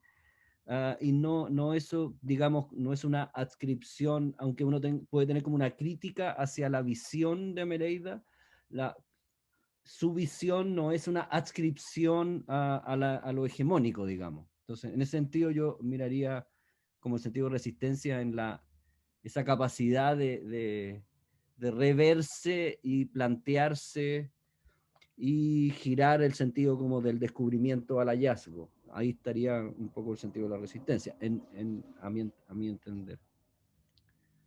Chuta, hay varias palabras. George. Sí, yo quería hacer unos comentarios y agradecer tanto a Max como a ti, Floro, por las dos exposiciones. Muy bueno que Max haya expuesto, digamos, cómo la literatura extranjera ha ido calando en Estados Unidos y con qué propósito neocolonial, eso está claro. Para eso también hay un libro fundamental de traductología de Lawrence Venuti, que se llama The Invisibility of Translation Invisibility, donde explica claramente cómo el mercado norteamericano es apropiador, o sea, digiere todas las literaturas extranjeras para que no se notaran que son traducciones y se pudieran consumir con esa misma mentalidad. Y de paso, a propósito de la literatura comparada, Max, no sé si conoces la revista TTR, es canadiense, TTR, de la Asociación Canadiense de Traductología, pero el volumen 22, número 2 de 2009, compara literatura comparada y traducción. Es un número realmente muy aleccionador. Tú dijiste, Max, que la apropiación era sinónimo de dominación. Y ahí no estoy de acuerdo, porque también es resistencia, como lo dijo Fernanda. Y voy a volver a eso de la pregunta de Fernando. Y lo que te agradezco, Max, es que por fin sabemos quién es el destinatario de Amereida en inglés. Oye, estamos en la 6ª sesión, creo.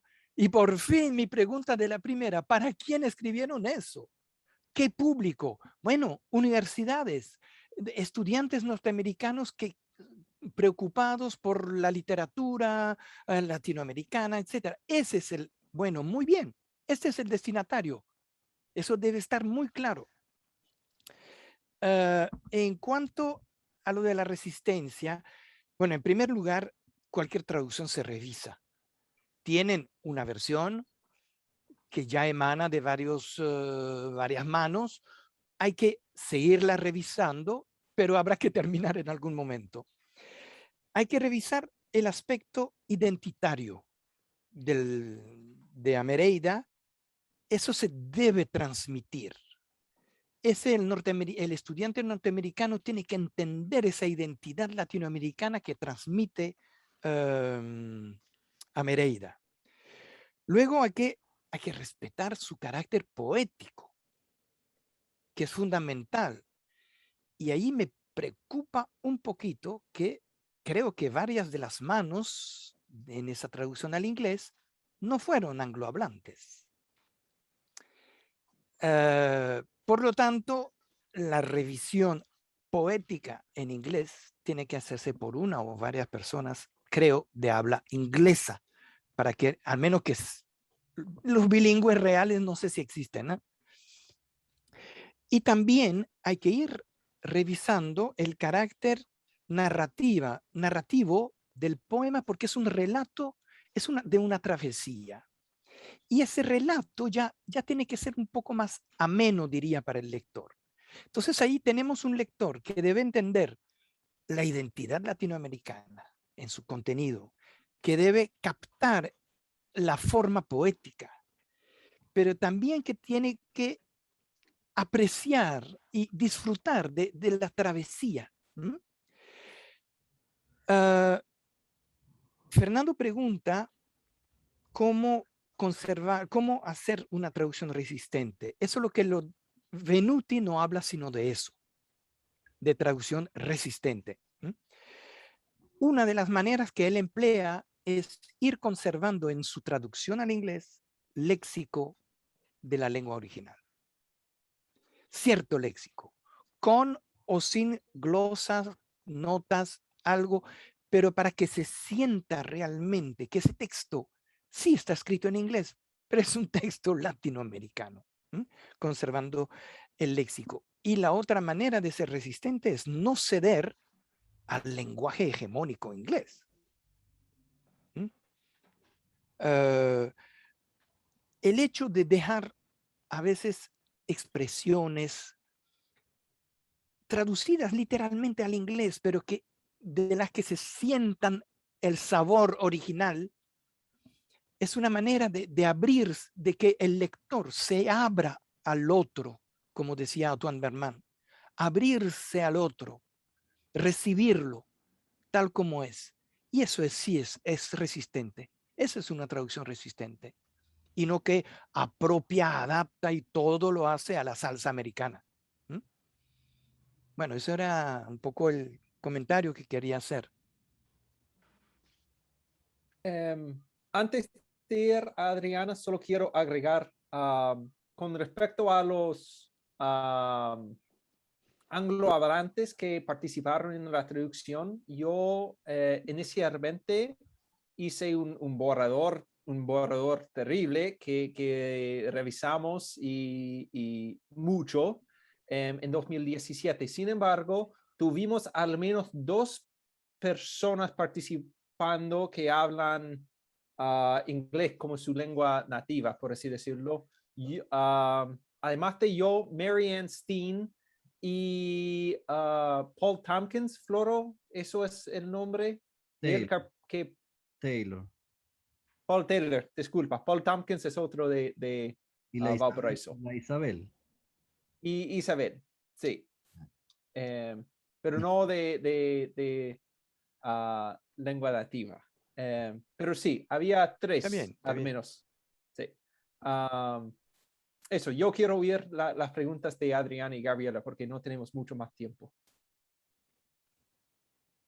Hola, es un comentario más que una pregunta, es una respuesta o continúa la pregunta de Nancy Morris sobre dónde están esas resistencias. En el seminario pasado, Nancy, no sé si estuviste, propuse una respuesta o propuse que al invertir el mapa a nivel visual, gráfico, Amereida está colocando el norte, o sea, el target, digamos, el destino de su exploración identitaria en el sur, y que con esto está subvirtiendo todo un aparato simbólico montado desde la época de la conquista, desde Europa, o sea, por ojos, miradas, construcciones que vienen desde el norte, que tienen el norte como meta, que lo está invirtiendo, dando vuelta, y que con esto está resistiendo o cuestionando, comenzando a cuestionar una cierta construcción de la identidad americana dictada desde afuera, apropiándola. Por supuesto, esto se hace con herramientas del conocimiento, con herramientas técnicas incluso, tomadas de ese norte, con lo cual la operación no es nunca, ni creo que se propone ser completa. Pero bueno, esa era un poco la propuesta del seminario anterior. Si no estuviste, a mí me interesa saber lo que pensás, lo que piensan todos quienes no hayan comentado el seminario pasado. Y en relación de nuevo a lo que decía George, a lo que preguntaba Fernando, bueno, en esa clave de mirar hacia el sur,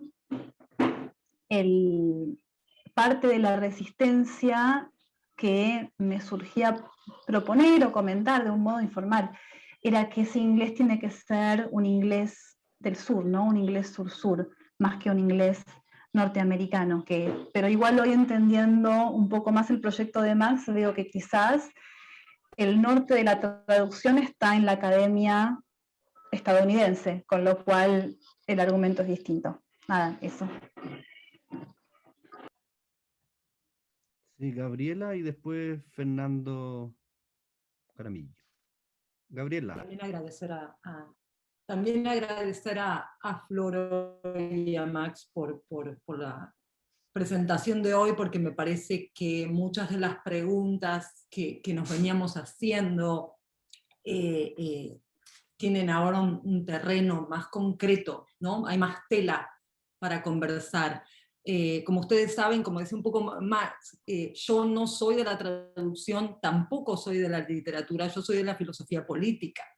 Entonces hay muchas cosas que saltaron hoy, que en muchas estoy lista a problematizar, pero también me ha dado un poco una idea de cómo encargarme de mi propia presentación, porque me parece que algunas de las cosas que se han dicho hoy requieren mucho tema, pero por ahí, acotándome a la pregunta sobre la resistencia, y tratándola un poco de cruzarla con la pregunta que hicieron es ¿dónde está el sentido de la resistencia? No ¿dónde está la resistencia?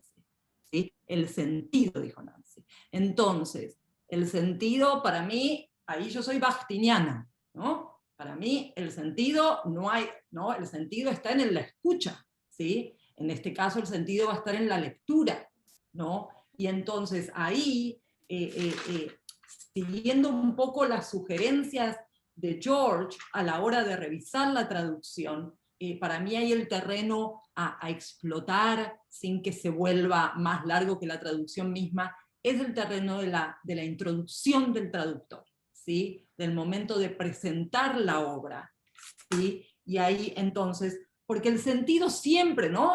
Vamos a la heteroglosía, siempre va a haber un sentido, una manera de leer que va a ir con el proyecto hegemónico colonial de la época de la Guerra Fría, que se mantiene hoy, pero también va a ir con los proyectos de resistencia, que desde la época de la Guerra Fría se mantienen, ¿no? No todo lo que ha pasado en las universidades de los Estados Unidos ha sido solamente el proyecto colonial. Se ha resistido el proyecto colonial desde adentro de las universidades en Estados Unidos, desde siempre, ¿no? Entonces, y para mí también el sentido de la resistencia nunca es individual, ¿no? La resistencia no puede ser individual. La resistencia siempre tiene que, no puede ser de un proyecto de resistencia no le hace. Entonces, en la introducción del traductor sería interesante asociarlo con otros ecos, ¿sí? De proyectos subversivos, ¿sí?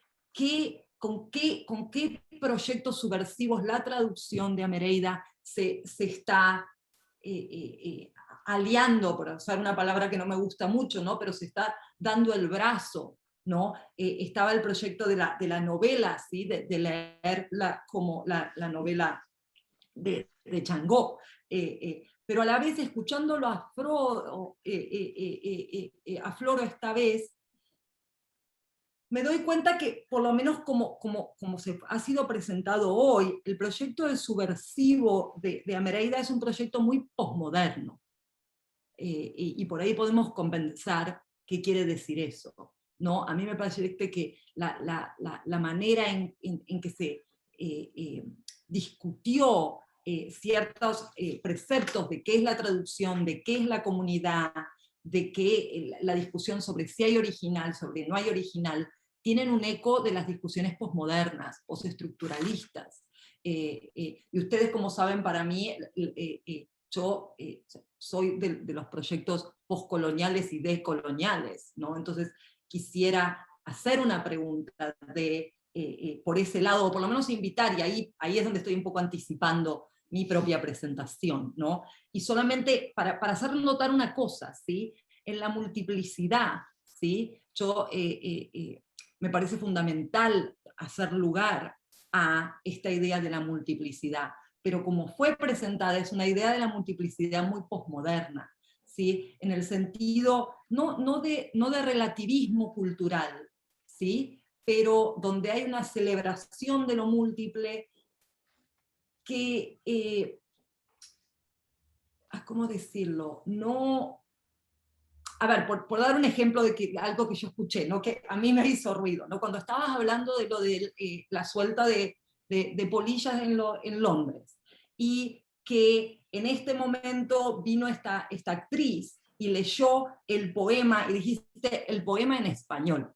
Guajira Guantanamera no es solamente un poema en español, ¿no? Guajira es una palabra guayú, ¿no? Entonces, si uno nada más escucha el español, hay algo que se pierde, ¿no? Y no sé cómo pasa eso, o cómo puede pasar esa recuperación, no en el sentido de recuperación de volver, recuperación nostálgica, ¿sí? Pero para usar la palabra de Prat, ¿no? La zona de contacto con lo indígena, ¿sí?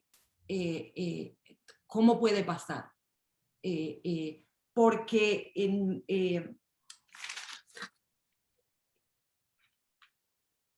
sí, estoy de acuerdo con que no hay original, pero no sé si es que no hay propio, o sea, hay una cosa de deshacerse de lo colonial que puede ser la apropiación y celebrar cierta multiplicidad que a mí me parece que pierde alguna potencia de resistencia, pero ya más, de nuevo, poscolonial, de colonial, que podemos hablar más. Quiero parar ahí para no andar dando una clase. Está buena, Gabriela. Chuta. Ya. Sí, puedo decir algo. Fernando. Gracias. No, yo voy a reservar mis observaciones para la próxima presentación, que pienso que es la mía, ¿no? En septiembre. Pero yo voy a pensar, ya anticipando un poco, yo voy a hablar sobre espacio, ¿no? Y en espacio, por ejemplo, en términos de teóricos de espacio, de profesores de Historia de Arquitectura y Geografía, a Mereyda es muy paradigmático y muy pionero en el sentido de que fue uno de los primeros textos que miró al interior, porque todos miraban afuera todo el tiempo. Y ahí me parece interesante, yo no tengo conocimiento de literatura suficiente, pero pensando, por ejemplo, en Brasil, en esta época, en los 60, había muchos escritores como Darcy Ribeiro, como Buarque de Holanda, como Drummond de Andrade, que estaban hablando de Brasil en una relación con Europa. Y viene Guimarães Rosa y hace una obra completamente de adentro, mirando hacia adentro. Y por ahí me parece que hay algo de resistencia en la Mereyda también, porque es un texto que mira al interior, este mar interior que ellos definieron. Y ahí hay un acto muy subversivo, pero yo voy a hablar mucho más, espero, en la próxima sesión. Dale. Y al otro Fernando. Gracias, Fernando.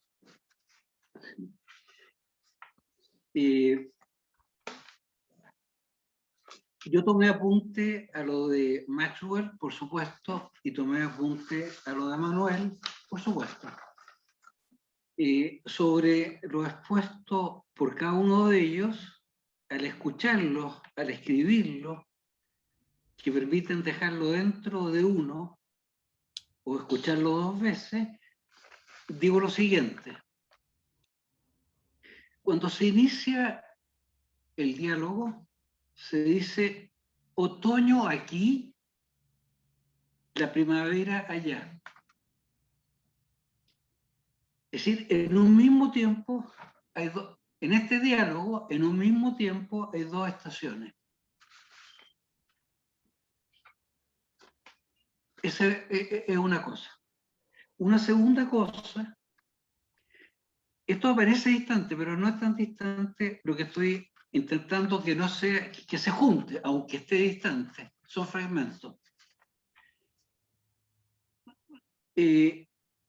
Las canciones las canciones que se hacen en inglés, las letras que luego son canciones, para no decir música, sino canciones, parece que fuesen canciones antes que fueran escritas.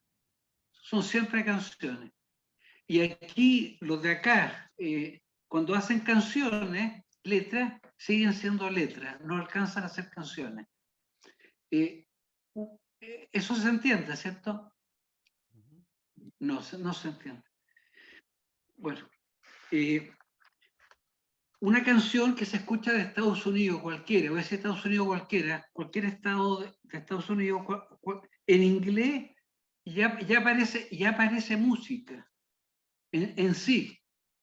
La letra y la canción van juntas. Y aquí, en estas tierras, la letra no alcanza a ser canción. Si no se entendió, no importa. Voy a decir algo que decía Godo ahora. Aquí se va a entender porque está Godo. Me acuerdo que Godo, yo estaba en segundo año y dice algo así. El italiano es el lenguaje del amor. El alemán es el lenguaje de los técnicos. Y el francés es el lenguaje, no me acuerdo, pero voy a inventarlo, el lenguaje de algo. No me acuerdo. Ya, esa es una cosa. Otra cosa, a Mereida se desea llevarla a otro lugar, llevar su palabra a otro lugar, a otro continente. Y cuando se hizo la travesía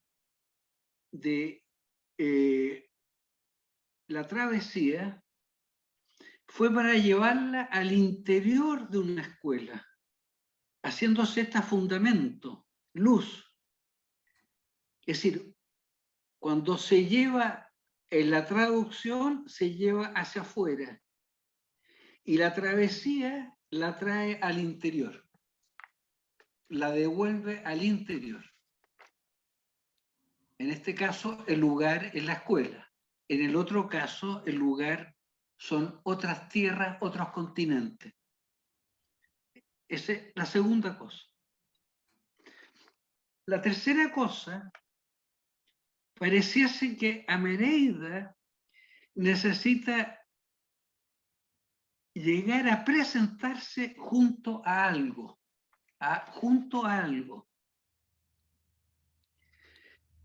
Otra cosa. Cuando ese otro algo, no, lo dejo ahí nomás. Cuando aparece el automóvil, Le Corbusier dice lo siguiente. No lo recuerdo textual, pero dice, la aparición del auto hizo aparecer el secreto de las noticias que se iban de voz en voz. El auto lo que hace es que ese secreto lo anula o lo disminuye, porque ya esa voz rápidamente viene de afuera. Esa noticia que iba de vecino en vecino, de cuadra en cuadra, el auto ahora rápidamente la trae de afuera. La cuarta cosa. Manuel hace esta pregunta. ¿Cuál es el llamado aquí a traducir al inglés? ¿Cuál es el llamado? Uno pudiese decir, en lo que decía Carlos Covarrubia en el año 67, ¿cuál es él dijo el intento? ¿Cuál es el llamado a través de Jonathan Bolton de llevarlo al inglés en ese momento? Es que él estaba dentro de la travesía, es el llamado que alguien desde dentro diga hacia afuera en inglés, en su propia lengua, la travesía, la canta hacia afuera.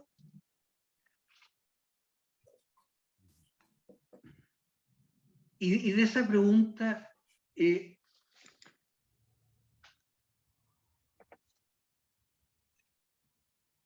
yo le decía a Manuel cuando en el tiempo del café, le pregunta a Manuel a la Isabel si se escuchó.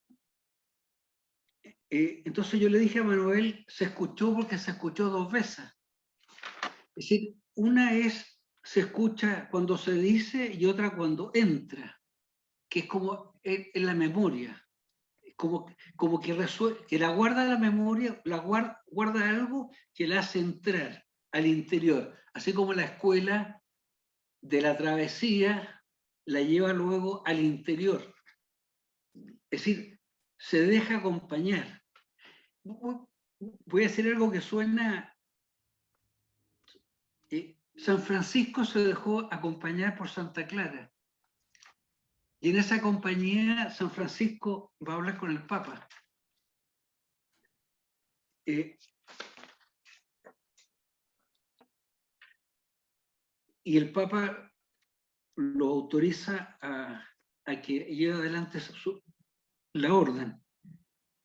Después Manuel dice, o Amereida dice, el don para mostrarse equivoca la esperanza. ¿No será acaso que la traducción equivoca la esperanza? Y si la traducción fuera la palabra, que es para llevar esta palabra a otra lengua, a otra tierra, a otro cielo, yo diría más que tierra, a otro cielo, a otro cielo, a otros bajos cielos, dice, Manuel dice, Amereida fue palpada por sus bordes, sus ríos nos abrió, el mar lo que trajo es lo que no trajo los ríos, el mar lo que trajo fue el mundo. Entonces uno pudiese pensar que si esto se quiere llevar al mundo,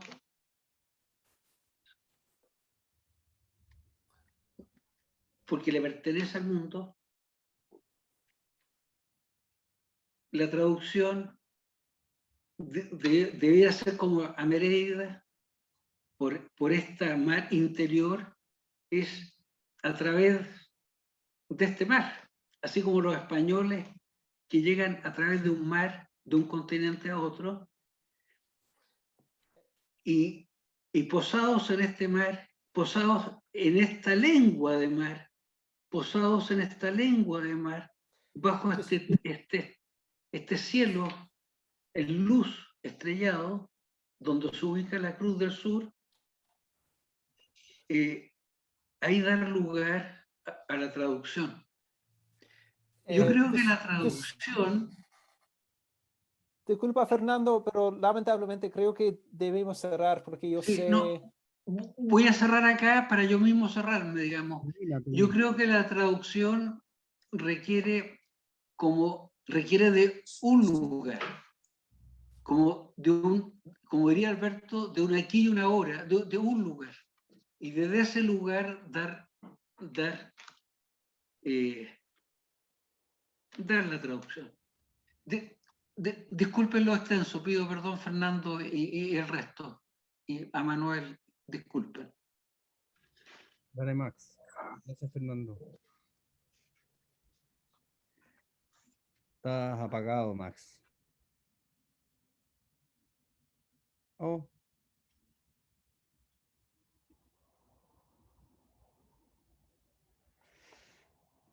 ¿Qué pasó?